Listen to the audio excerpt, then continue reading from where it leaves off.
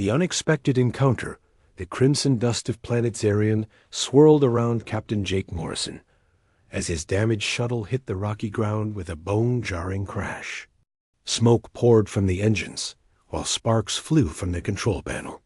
His emergency beacon was dead, and he was stranded millions of miles from the nearest human outpost.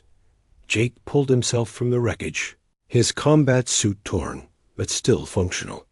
The twin suns of Zarian cast long shadows across the alien landscape, where massive crystal formations jutted from the ground like ancient monuments. This was supposed to be a routine supply run to the outer colonies, but a plasma storm had thrown him completely off course.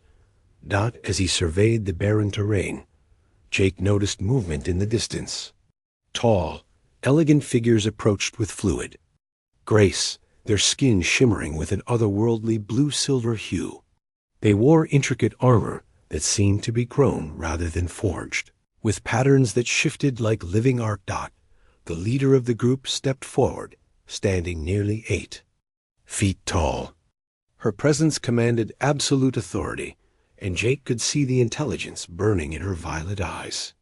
She spoke in a voice like distant thunder, her words somehow translating directly into his mind through technology he couldn't understand. "I am Queen Zephora of the Luminary Empire," she declared, her tone carrying the weight of countless worlds. "You have violated our sacred training grounds, human. This is where our warriors prove their worth before the gods." Jake raised his hands peacefully, trying to show he meant no harm. "I'm Captain Jake Morrison of the Earth Defense Corps. My ship was damaged, and I crashed here by accident. I don't want any trouble." The Queen's warriors murmured among themselves, their musical language filling the air. Jake noticed their weapons were unlike anything he'd seen. Blades that seemed to be made of solidified energy, armor that pulsed with inner light. "Accident or not," Queen Zephora continued, "you have disturbed our most sacred ritual." The trial of ascension was underway when your metal beast fell from the sky. Our laws are clear. Any who interrupt the trial must face the consequences. Jake's heart raced as more warriors emerged from behind the crystal formations. There had to be at least 50 of them, all armed and ready for battle. His hand instinctively moved to his sidearm, but he knew it would be useless against these. Numbers. What kind of consequences? He asked, though he suspected he already knew the answer. Queen Zephora's expression remained stern, but there was something else in her eyes. Curiosity, perhaps, or maybe respect for his courage in the face of overwhelming odds. "You must face our champion in single combat," she announced. "If you win, you may leave our world with honor. If you lose, ... She paused, letting the implication hang in the air. "And if I refuse, then you die where you stand." The challenge accepted. Jake looked around at the circle of alien warriors, their luminescent weapons glowing in the fading light of Zarian's twin suns. Every instinct told him to fight his way out, but logic prevailed. He was outnumbered 50 to 1, and these beings possessed technology far beyond his understanding.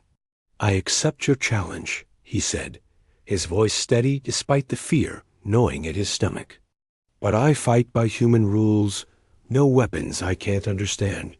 No technology beyond my comprehension." Queen Zephora tilted her head, studying him with those mesmerizing violet eyes. "Interesting. You wish to fight with primitive tools against our advanced champion?" "I wish to fight on equal terms," Jake corrected. "Give me a weapon I can wield, and I'll show you what human determination looks like."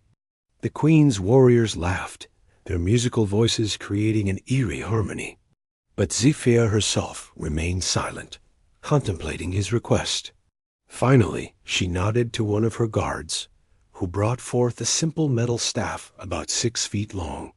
"This is a training weapon used by our youngest warriors," she explained. "It will suffice for your ... limitations." Jake hefted the staff, testing its weight and balance. It was heavier than he expected, but the craftsmanship was exquisite. The metal seemed to resonate with energy, though he couldn't tell if it was technological or something else entirely. "Who's your champion?" he asked, trying to keep his voice casual. Queen Zephyra stepped forward, and Jake's blood ran cold. "I am." The other warriors formed a wide circle around them, their armor glowing brighter as excitement filled the air. Jake realized this wasn't just a trial. It was entertainment for these beings, a chance to watch their queen face an alien curiosity. "You're going to fight me yourself?" Jake asked, unable to hide his surprise.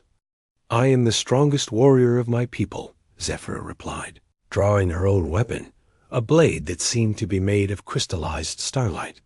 "It would be an insult to send a lesser fighter against one who has shown such courage."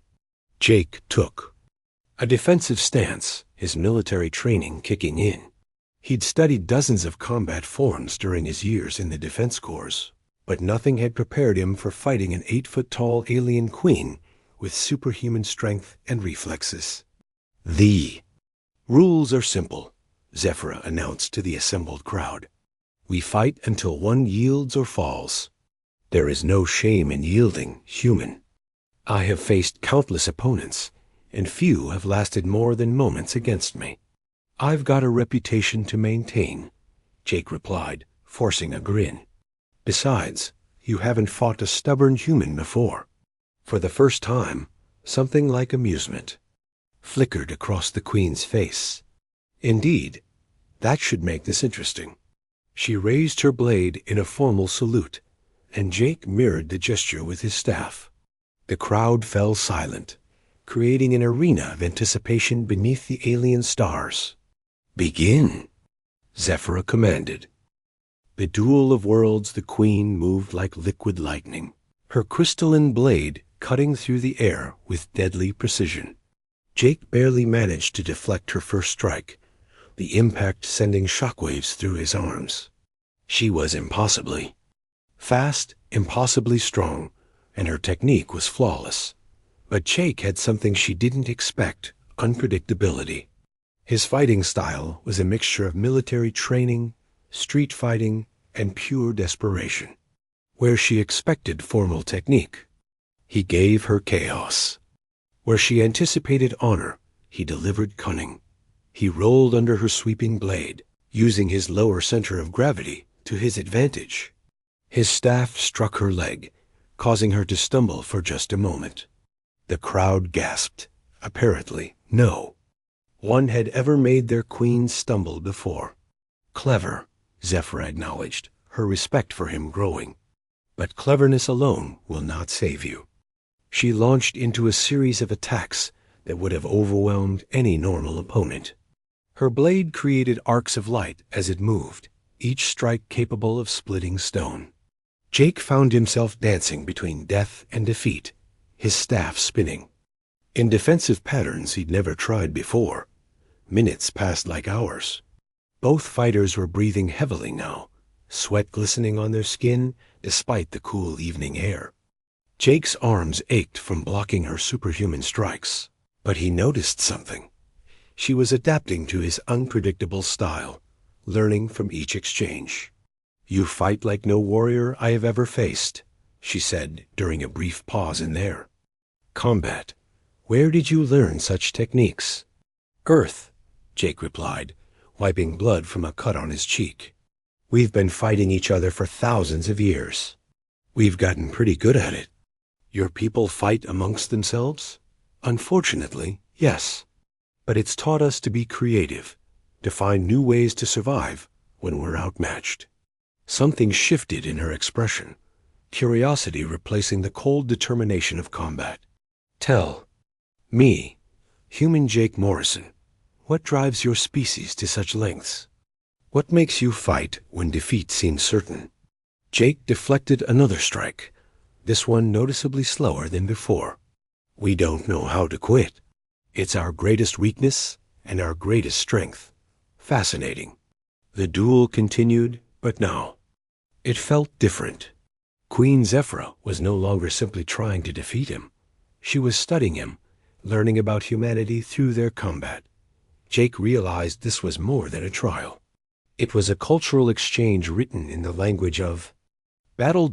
As the night wore on, both warriors pushed themselves beyond their limits. Jake's staff technique evolved, incorporating movements he'd never imagined. Zephyra's blade work became more experimental, as if she was testing theories about human combat philosophy. Finally, as dawn approached, they stood facing each other. In the center of the arena, both exhausted but neither willing to yield. "You have surprised me, Captain Morrison," Queen Zephyra said, her voice carrying a note of genuine admiration. The shocking revelation, the first rays of Zirion's twin suns painted the crystal formations in brilliant colors as Jake and Queen Zephyra faced each other one final time. Both warriors were battered and exhausted, their weapons trembling in their hands, but neither had yielded. "I have fought for 3 centuries, Zephyra said, her voice carrying a weight of years and countless battles. I have faced the greatest warriors from 100 worlds, yet never have I encountered someone who fights with such heart." Jake leaned heavily on his staff, every muscle in his body screaming in protest. "Your Majesty, I've got to admit, you're the toughest opponent I've ever faced. On Earth, they'd write legends about you." The Queen lowered her crystalline blade slightly, studying him with those penetrating violet eyes. "In all my years of rule, I have sought something my people have lost. We have become so advanced, so perfect in our techniques, that we have forgotten the fire that drives true warriors." "What do you mean?" "Watch my warriors." She gestured to the circle of luminari surrounding them. "See how they stand, how they hold their weapons. Perfect form, flawless technique, but no passion. They fight because it is their duty, not because it burns within their souls." Jake looked around the arena and understood what she meant. The alien warriors were incredibly skilled, but they fought like machines, efficient, precise, but somehow empty. "You humans fight differently," Zephyra continued. "I can see it in every move you make. You fight not just with your body, but with your spirit. You fight for something beyond yourself." "We fight for each other," Jake replied simply. "For our families, our friends, our home. We fight because someone has to." The Queen's expression changed dramatically. For the first time since their battle began, she looked almost vulnerable. "That is what we have lost. That is what I have been searching for, without knowing it." She raised her blade one final time, but instead of attacking, she drove it into the ground between them. "I yield." The crowd erupted in shock. Luminary warriors began speaking rapidly in their musical language, their voices filled with disbelief. No one had ever seen their queen yield before. "Your Majesty," Jake began, but she held up a hand to silence him. "You have given me something more valuable than victory," she said, her voice carrying across the arena. "You have reminded me what it means to fight with purpose, to draw strength from something greater than oneself." She turned to address her people, her voice ringing with authority. "For too long, we have been conquerors without cause, warriors without heart. This human has shown me that true strength comes not from perfection, but from the willingness to fight for what matters most." Jake felt a strange mix of pride and confusion. "What happens now?" Queen Zephyra smiled, the first genuine smile he'd seen from her. "Now, Captain Morrison, you help me teach my people what ye have taught me." A new alliance 3 months had passed since the duel that changed everything. Jake stood on the observation deck of the Luminary flagship, watching his human and alien crews work together to repair his damaged shuttle. The sight still amazed him. 2 species that had never met before, now sharing knowledge and friendship. Queen Zephyra joined him at the viewport, her presence no longer intimidating but oddly comforting. "Your people adapt quickly," she observed, watching a human engineer explain plasma welding techniques to fascinated Luminary technicians. We're good at making friends, Jake replied. It's one of our better qualities. Indeed, my advisors tell me that your military commanders have accepted our offer of alliance. The Luminary Empire will provide protection for your outer colonies, and in return, we learn from your unconventional approaches to problem solving. Jake chuckled. You mean our ability to stumble into solutions through sheer stubbornness? I prefer to call it creative thinking under pressure. The Queen's expression grew serious. There is something else, Captain. Our scouts have detected movement in the Void sector, ships belonging to the Devastator Collective. They seek to expand their territory, and your colonies lie directly in their path. Jake's blood ran cold. The Devastator Collective was a hive mind species that consumed entire civilizations, leaving nothing but empty worlds in their wake. Humanity had heard rumors of them, but never encountered them directly. How long do we have? 6 months, perhaps. Less, but with our combined forces, we might stand a chance. Your tactical creativity paired with our technology could prove interesting. Jake turned to face her fully. You're really willing to risk your people's lives for humans you barely know? Queen Zephyra's violet eyes held a depth of emotion that still surprised him. You taught me that warriors fight for more than conquest. They fight for those who cannot fight for themselves. Your people showed me what honor truly means. And what's that? Standing together when darkness falls. As if on cue, a communication alert chimed. The holographic display showed Admiral Torres. From Earth Command, his weathered face grim with concern. Captain Morrison, Queen Zephyra, we've received your intelligence about the Devastator Collective. The Earth Defense Corps is mobilizing every available ship. We'll meet you at the Kepler station in 4 days. Understood, Admiral, Jake replied. We'll be ready. The transmission ended, leaving them in contemplative silence. Jake felt the weight of what was coming, a battle that would determine the fate of both their species. Are you ready for this? Queen Zephyra asked quietly. Jake thought about his home, about the billions of humans living their lives in peace, unaware of the darkness approaching. He thought about the luminary warriors who had become his allies, their perfect techniques now tempered with human art. No, he said honestly, but that's never stopped us before.